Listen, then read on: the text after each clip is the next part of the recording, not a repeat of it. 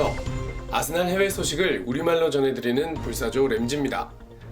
아스날은 크리스탈 팰리스 원정을 떠나 0대3 완패를 당하며 5위에 머물렀습니다.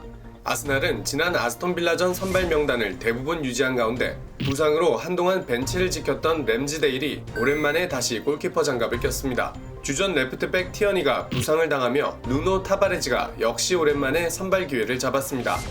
벤치 명단에는 유스팀에서 좋은 평가를 받았던 마르셀로 플로레스 선수가 이름을 올렸고 2002년생 수비수 마지드 오궁보 선수도 포함됐습니다. 아스날은 전체적으로 부진한 경기력을 보이며 선수단 전체가 낮은 평점을 받았는데요. 특히 낮은 평점을 받은 선수들을 먼저 살펴보겠습니다.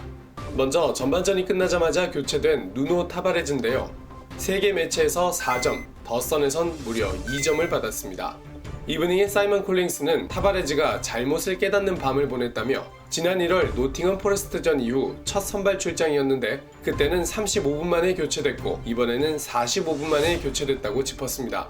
더선도 첫 골 장면에서 제대로 대처하지 못하더니 두 번째 골 장면에선 아예 달리는 걸 멈춰버렸다며 아르테타가 타바레즈를 교체한 건 올바른 결정이었다고 평가했습니다. 풋볼 런던의 카야 카이낙은 티어니의 부상이 상당히 심각하다는 소문도 있는데 타바레즈가 이런 경기력을 보이는 것은 대단히 우려스럽다고 말했습니다. 대표팀에서 무릎 부상을 당한 티어니가 시즌 아웃될 수 있다는 관측도 나오는 상황인데 타바레즈가 남은 시즌 반등하는 모습을 보여주지 못하면 상당히 어려워질 수도 있겠습니다. 다음은 두 번째 골 장면에서 좋지 않은 수비를 보여준 가브리엘입니다. 스카이 스포츠만 5점, 나머지 매체는 전부 4점을 줬군요. 풋볼 런던의 카야 카이낙은 가브리엘이 대단히 안 좋은 경기력을 보여줬다며 첫 골 장면에는 세트피스 상황을 잘못 판단했고 두 번째 골 장면에는 너무도 엉성한 모습을 보이며 아예우에게 공을 연결시켰다고 비판했습니다. 이브닝의 사이먼 콜링스도 이번 시즌 바위 같은 모습을 보여주던 가브리엘이지만 이번 경기만큼은 최악의 경기력으로 기록될 것 같다고 짚었습니다. 가브리엘은 이번 시즌 팀 수비의 중심이었던 만큼 빠르게 이번 경기 부진을 털고 일어나야 할 것입니다. 그나마 7점을 받은 선수가 2명 있는데요. 먼저 부카요 사카입니다. 풋볼 런던의 카야 카이낙은 사카가 아스날에서 유일하게 위협적이었던 공격수라며 우측에서 타릭 미칠에게 문제를 발생시켰다고 짚었습니다. 왼쪽으로 위치를 바꾼 뒤에는 임팩트가 덜했다지만 여전히 부진했던 아스날에서 최고의 공격 자원이었다는군요. 다음은 교체로 오랜만에 경기장을 밟은 로콩가입니다. 풋볼 런던의 카야 카이낙은 로콩가가 훌륭한 모습으로 아스날의 중원을 안정시키며 긴장된 공기를 가라앉혔다며 파티보다 훨씬 안정적으로 볼을 소유하며 드물게 반짝이는 모습을 보여준 아스날 선수였다고 짚었습니다. 파티의 부상이 아직 어느 정도인지는 모르지만 남은 시즌 로콩가가 활약해야 할 경기가 더 많아질지도 모르겠습니다.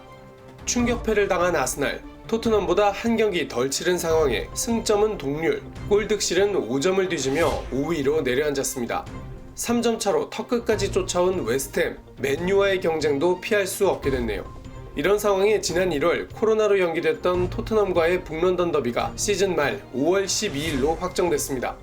4위 경쟁을 가장 치열하게 벌이고 있는 두 팀의 맞대결인 만큼 챔피언스리그 티켓의 주인공이 이날 결정될 가능성이 높은데요. 아스날은 토트넘전 앞뒤로 5월 8일 리즈전, 5월 16일 뉴캐슬전을 치르고 토트넘은 그에 앞서 5월 7일 리버풀전, 더비 뒤에는 5월 15일 벌리전을 치르게 됩니다. 안필드 원정을 치르는 토트넘보다 우리가 더 좋은 정신 상태로 더비전을 치를 수 있으면 좋겠네요. 오늘 불사조 램지가 물어온 소식은 여기까지인데요. 아스날 선수들 빠르게 반등해서 연패만은 피하고 이번 시즌 남은 9경기를 모두 결승전처럼 치러내길 바랍니다.